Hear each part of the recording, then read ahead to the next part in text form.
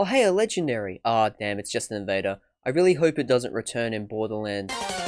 Seriously, they brought it back? Oh my god, and it's still terrible. Oh my god, why do they keep bringing this gun back? Alright, we need a good gun for the upcoming Is that another Invader? They brought it back again? Yeah, it's crazy. I've been playing BL3 for months and still haven't got trolled by the Invader. Well, they didn't put the Invader in BL3. What? Yeah, it never returned. Well, I love that gun though. No, you don't.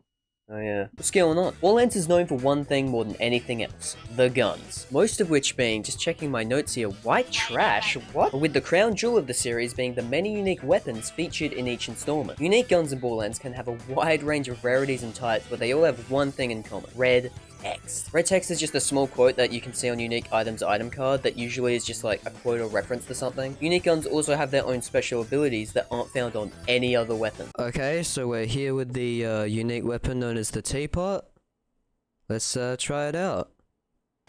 Whoa. A lot of these guns end up staying in their respective games to make way for new ones down the line, with only a few returning to the spotlight when the new games roll around. And that's what we're going to be talking about today. My most wanted guns to return for Borderlands 4. First up, we got the Hellfire, the Borderlands gun for a lot of players. The Hellfire is an amazing SMG manufactured by Malawan in Borderlands 1, 2, and pre-sequel, while also being a dogshit SMG made by Dahl in Borderlands 3. The gun was known for its insanely strong damage over time and fire rate that made it a must-have for many situations. But sadly, the debut version of the Hellfire was just the best by far, with the Borderlands 2 version just kind of being okay, the pre-sequel version being the same exact gun but worse since kind of overall nerf to fire damage in that game, since you can't ignite people if you're not in an atmosphere. And then by the time you get to the BL3 version, it's barely usable. It would be nice to finally have the Hellfire be one of the landmark guns again. Seeing it usable at endgame would just kind of be a dream come true for so many Borderlands fans, me included. With the Hellfire appearing in literally every Borderlands game to date, I see no reason why it shouldn't return, as it's far too iconic to leave out. Another fan favorite is the badaboom, a bandit launcher that was in Borderlands 2 and the pre-sequel, but didn't return for 3. Presumably because players would inevitably find a way to rocket jump with it, since that's what it's mainly known for today. But besides from that, it's still one of the most fun guns out there, especially if you get a rocket speed add-on to it. What makes the badaboom so good, and most importantly, so fun to use, is the amount of rockets it shoots for just the price of one. It's great for second wins, it's great for mobbing, it is a go-to gun for a good time in Borderlands, and there is not a single good reason why we shouldn't let it return. To be honest, I personally don't even see the problem with rocket jumping. I know that the devs don't want their game to look broken, because of course that's the case. Anyone can relate to those feelings, but on the other hand, like, speedrunners are gonna find ways to break your game anyways. Like, no game has zero faults, and fighting speedrunning, which can bring in huge crowds to the game, just doesn't make any sense to me. Let players rocket jump because it's fun. Moving on, we've got the Torrent, another SMG, this time a gun that only appeared in the pre-sequel and Borderlands 3. Both versions being completely different from one another, with the pre-sequel version having a high fire rate and extremely low burst delay for a Dahl gun, making it incredibly spammable and fun to use. And then the BL3 version being, holy shit! The Torrent is just one of those rare Dahl SMGs that are like, actually good. Being able to spam it so accurately and quickly just makes it so fun to use and would be awesome if it returned once more. I personally lean towards the pre-sequel side of things when it comes to the Torrent, since the BL3 version had an option to just make it full auto all the time, which in my opinion kind of loses the whole point of why I like the gun. The pre-sequel Torrent took advantage of what a Dahl gun was and pushed it to the extreme, which was a manufacturer that always had burst fire when you aim down sights. When you don't ADS with the Torrent, it's kind of okay at best. Like, you know, it has a bad spread, lowish fire rate for an SMG, but then you aim down sights, it's amazing, just bop, bop, bop, bop, bop, bop, bop, bop. So yeah, would love the return of the pre-sequel version of this gun for Borderlands 4. Not to say that the BL3 version isn't really fun as well. Now we've got a gun that I know so many people miss, the Orion. The Orion is a shock-only sniper manufactured by the gone but not forgotten company of S&S Munitions. When firing, one shock pellet will shoot out, and once it hits a surface, 3 larger shock pellets will ricochet out, dealing large amounts of damage and damage over time. This is one of the best and most fun guns in all of Borderlands 1, and yet it never returned. Probably because S&S Munitions was replaced by Bandit in BL2, Scav in pre-sequel, and COV in 3. The Orion really doesn't fit in with those kind of new bandity manufacturers. Even if the Orion was to return, I'd say that I would actually want to make it a pearlescent. Could you imagine the hype of a Borderlands fan when they see one of the most beloved drops in Borderlands history as a pearl? BL2 did this a lot, like with the Unforgiven, but they forgot a major detail of actually making the pearl good and fun.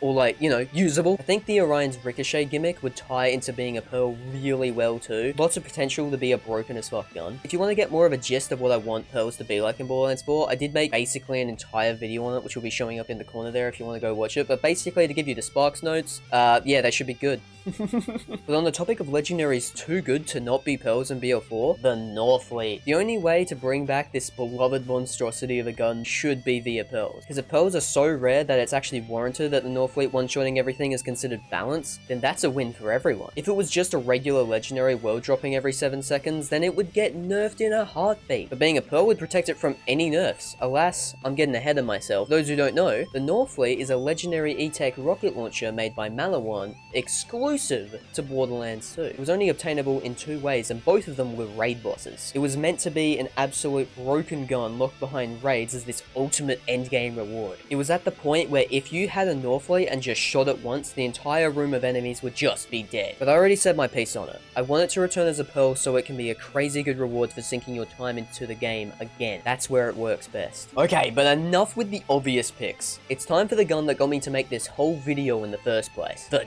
Desolator, a gun so elusive that they forgot to brief Gearbox about it and it never returned after its debut. But what game was that, you may ask? Was it BL1? No? BL2? Perhaps an obscure DLC gun from pre-sequel? Nope, it's a legendary from Tales from the Borderlands, baby. Oh my god. Please skip to this timestamp to avoid spoilers to the best Borderlands story of all time. So at the end of the final episode of Tales from the Borderlands, resident gun enthusiast Sasha spots a legendary on the ground, but is so disappointed that it doesn't have a matching grip that she fucking dies. That joke was totally worth spoiling the game for.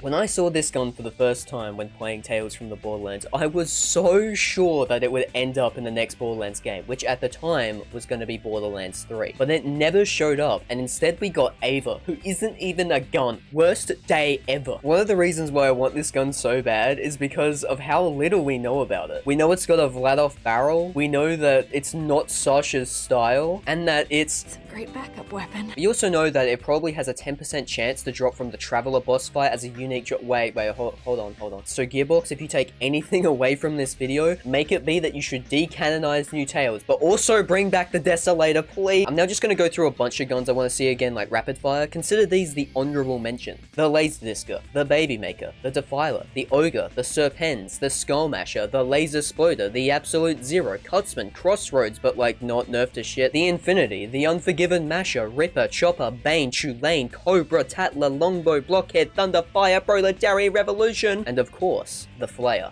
You know what? Let's actually talk about the Flayer. The Flayer is what all legendary shotguns should be, basing its design off of a quad/coach gun instead of a long rider like the other games did. To give you some insight on what I mean, in Borderlands 2 and the base game of Borderlands the pre-sequel, the only legendary Jacob shotgun was the Striker, a mix between a shotgun and a sniper without having the pros of either. It was not a good gun in the slightest, even when non-unique shotguns kind of like ruled the meta of the game. But that would all change in Borderlands the pre-sequel's only campaign DLC, the Claptastic Voyage. In the Claptastic Voyage DLC, for the first time, you could use a legendary Jacob shotgun like a Jacob shotgun. This is amazing. This is amazing. This made the Flayer an instant fan favorite, while players begged for it to make a return in Borderlands 3. But Borderlands 3 kind of changed the way Jacob's shotguns felt anyways, making them more realistic. They had crisp sound design and strong, hard-hitting shots that you could feel the impact of. But in my opinion, that's not what Borderlands is about. Like, give me my crazy one-handed wooden shotgun that can be spammed as fast as I can fan the hammer on my controller. Let it return for Borderlands 4 and watch how everyone just becomes enamored with how fun it is to spam. But that's all I got for now. You must let me know in the comments what guns you want to see return in Borderlands 4. Thanks for watching. Join the Discord, like the vid, subscribe, and mate, I'ma see you next time.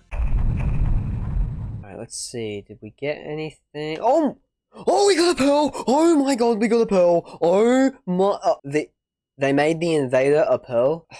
Okay, I guess we'll just shoot it and see what it does. Oh my goodness! Hey, before this video ends, I just want to shout out my channel members. They are Wesker520, who knows every way to kill a mouse, and JBH, who once wrote a 6-act play complete with musical numbers to tell their friends to go fuck himself. Big ups to these guys for the extra support. If you also want to become a channel member, all you gotta do is hit that join button that's next to the subscribe button. But thank you so much for watching. I'll see you next time.